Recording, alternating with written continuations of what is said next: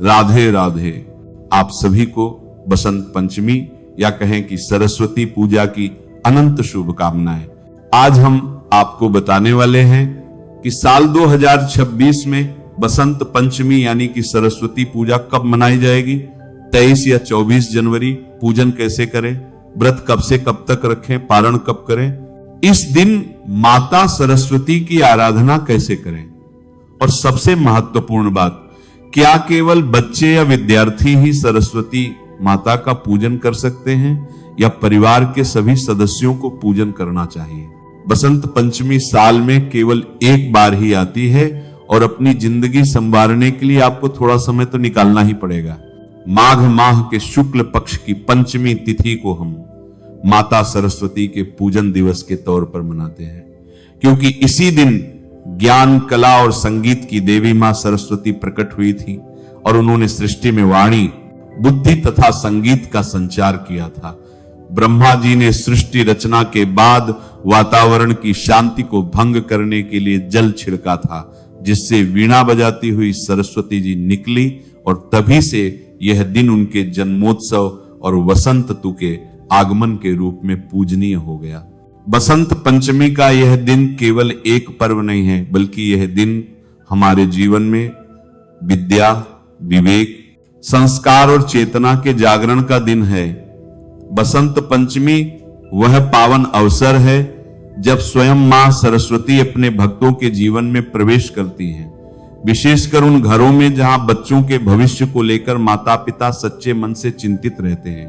आज के समय में हम धन, पद और प्रतिष्ठा की चिंता तो बहुत करते हैं, लेकिन विद्या की जड़ को सींचना भूल जाते हैं।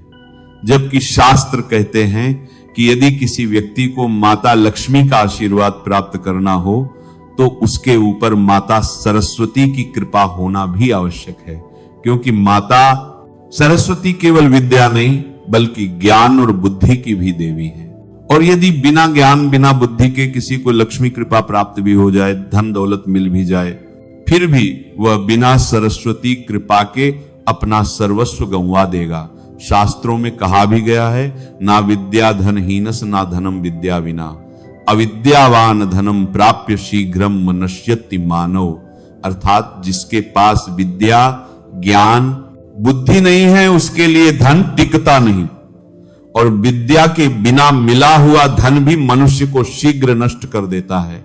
अर्थात सरस्वती की कृपा के बिना लक्ष्मी स्थिर नहीं रहती। चाहे आप महिला हो या पुरुष, फिर चाहे आपकी उम्र कितनी ही क्यों ना हो, आपका पेशा कोई भी क्यों ना हो, आपको इस बसंत पंचमी पर मैया सरस्वती का पूजन जरूर करें। साल 2026 में पंचमी तिथि का आरंभ 23 जनवरी 2026 की रात लगभग 2:28 पर होगा और इसका समापन 24 जनवरी की रात लगभग 1:46 पर होगा। इसलिए उदय तिथि के अनुसार सरस्वती पूजा का पर्व 23 जनवरी 2026 शुक्रवार को ही मनाया जाएगा। सरस्वती पूजा के लिए 23 जनवरी 2026 को प्रातः काल से ही शुभ योग बन रहे हैं। सूर्योदय के बाद का समय विशेष रूप से फलदायी माना गया है और सुबह लगभग 7 बजे के बाद से दोपहर के मध्य तक पूजा, वंदना, अक्षरारंभ और विद्यारंभ जैसे कार्य किए जा सकते हैं। हालांकि यह दिन अबूझ मुहूर्त कहलाता है, अर्थात इस दिन किसी भी शुभ कार्य के लिए पंचांग देखने की आवश्यकता नहीं होती, क्योंकि स्वयं काल भी इस दिन शुभ हो जाता है। यह समझना आवश्यक है कि बसंत पंचमी केवल बच्चों का ही नहीं बल्कि हर आयु के व्यक्ति का पर्व है, क्योंकि विद्या और बुद्धि की साधना जीवन भर चलती है। इस दिन माता सरस्वती की पूजा बच्चे और बड़े दोनों करें, परंतु बच्चों की भागीदारी को विशेष रूप से महत्व देना चाहिए। अक्सर ऐसा होता है कि बड़े स्वयं पूजा कर लेते हैं और बच्चों को केवल प्रसाद तक सीमित कर देते हैं, जबकि इस दिन बच्चों को पूजा की प्रक्रिया से जोड़ना अत्यंत आवश्यक है। जब बच्चे स्वयं माता की आराधना करते हैं, मंत्र बोलते हैं, पुष्प या पुस्तक अर्पित करते हैं, तब उनका मन स्वाभाविक रूप से शुद्ध होता है, एकाग्रता बढ़ती है और विद्या के प्रति श्रद्धा जागृत होती है। वहीं बड़े जब श्रद्धा और संयम के साथ पूजा करते हैं तो घर का वातावरण सात्विक बनता है और बच्चों पर उसका गहरा प्रभाव पड़ता है। बसंत पंचमी के दिन बच्चों को शांत भाव से वंदना करवाना, उनके हाथों से माता को अर्पण कराना, उनसे अच्छे संकल्प दिलवाना और उन्हें स्नेहपूर्ण वातावरण देना विशेष फलदायी माना जाता है। इस प्रकार जब बड़े अपने आचरण से मार्गदर्शन करें और बच्चे अपनी सरल भक्ति से पूजा में सहभागी हों, तब बसंत पंचमी का वास्तविक महत्व पूर्ण रूप से प्रकट होता है और माता सरस्वती की कृपा पूरे परिवार पर बनी रहती है। शास्त्रों में कहा गया है कि वर्ष में एक दिन विद्या को विश्राम देना चाहिए। जैसे मनुष्य निरंतर परिश्रम करता है और फिर विश्राम करता है, वैसे ही विद्या की देवी को भी एक दिन विश्राम दिया जाता है। इसी कारण बसंत पंचमी के दिन बच्चों को पढ़ाई के लिए बाध्य नहीं किया जाता। उस दिन पुस्तकें, कॉपियां, पेन और अध्ययन सामग्री को मां सरस्वती के चरणों में रखकर उनका पूजन किया जाता है।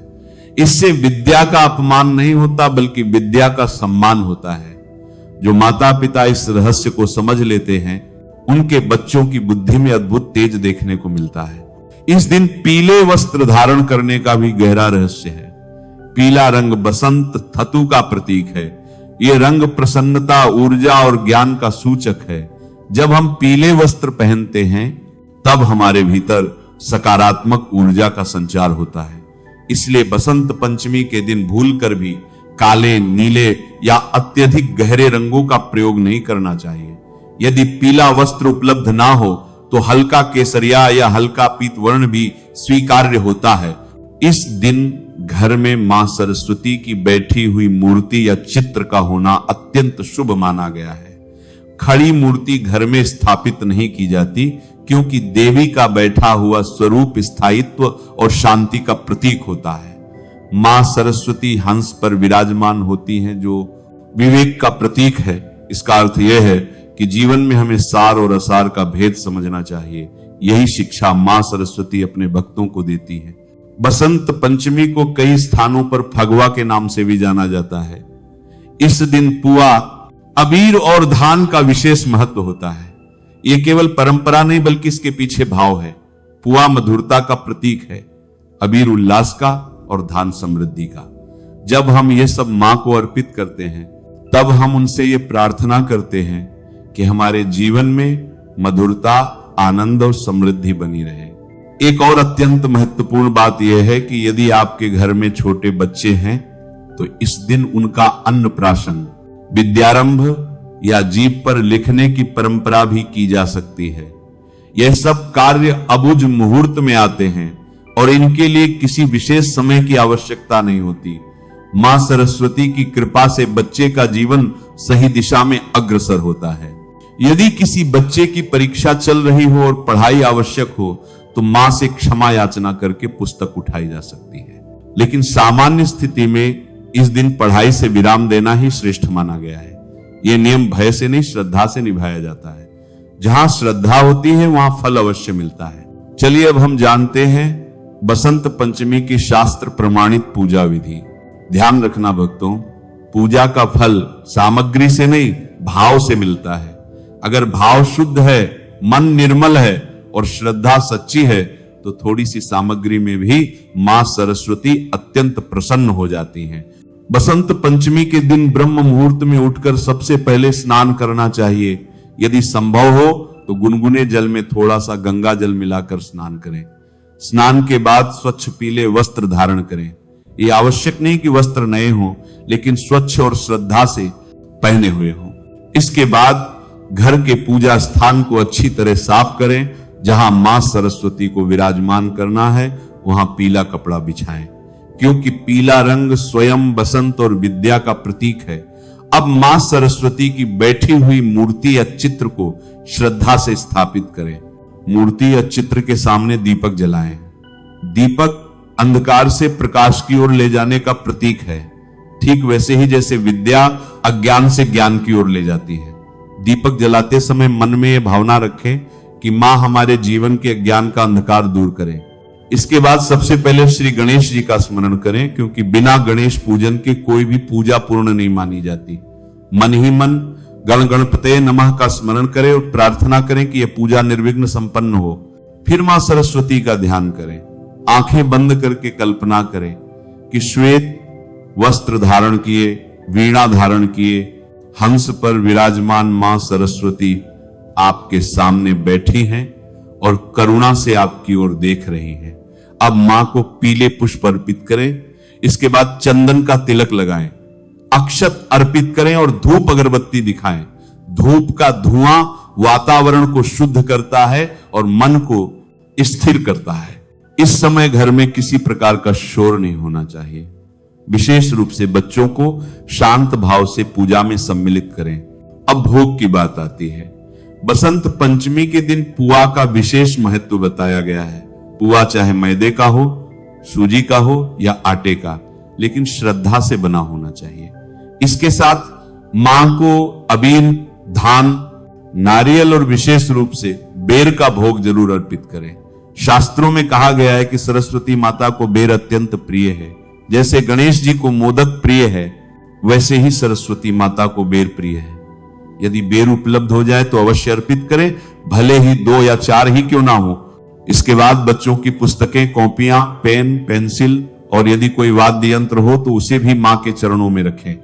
यह केवल एक परंपरा नहीं है, बल्कि यह भाव है कि हम अपनी विद्या, अपनी कला और अपनी बुद्धि मां को समर्पित कर रहे हैं।